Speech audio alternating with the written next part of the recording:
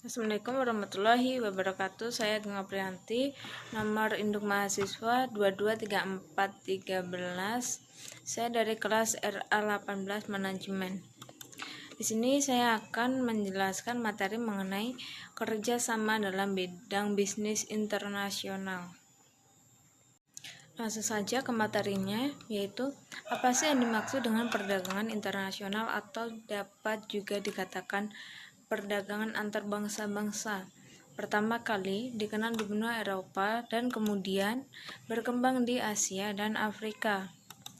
Negara-negara yang tergabung dalam kegiatan perdagangan internasional juga memiliki inisiatif untuk membuat hukum yang mengikat segala subjek hukum lainnya seperti individu dan perusahaan, mengikat benda dan peristiwa hukum yang terjadi di wilayahnya, termasuk perdagangan di wilayahnya, dan juga berperan secara langsung maupun tidak langsung dalam pembentukan organisasi-organisasi perdagangan internasional di dunia seperti General Agreement on Tariff and Trade atau GATT, World Trade Organization WTO, International Trade Organization ITO, United Nations Conference on Trade and Development UNCTAD, International Chamber of Commerce ICC, dan lain-lain.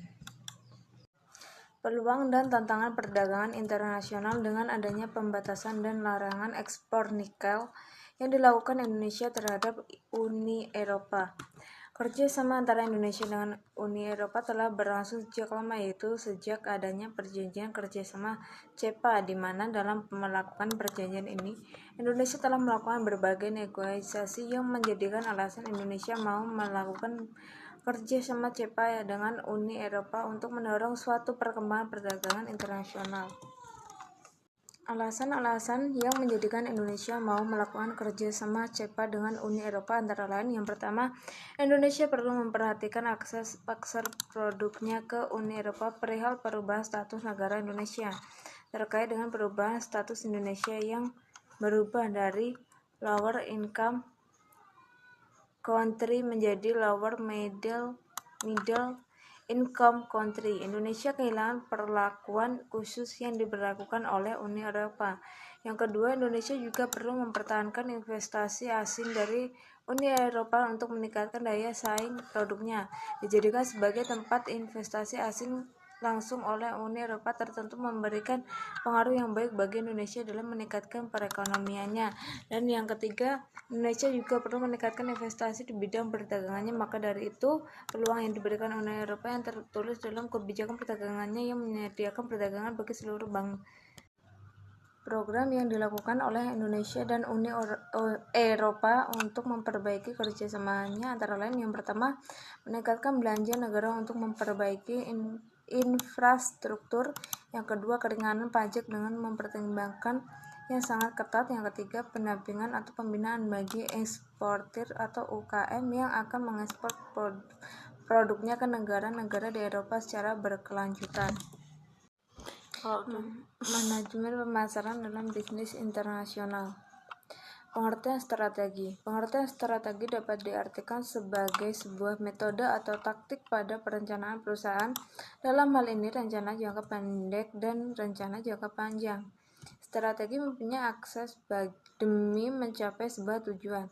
Strategi pada konteks bisnis adalah arah yang ditetapkan perusahaan kepada manajemen dalam arti sumber daya manusia di dalam bisnis dan tentang bagaimana mencermati kondisi pada perolehan keuntungan yang maksimal untuk membantu memenangkan persaingan di dalam pasar.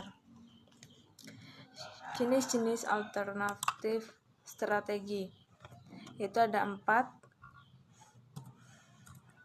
Yang pertama yaitu strategi integrasi, yang kedua strategi intensif, yang ketiga strategi diversifikasi, dan yang terakhir strategi bertahan.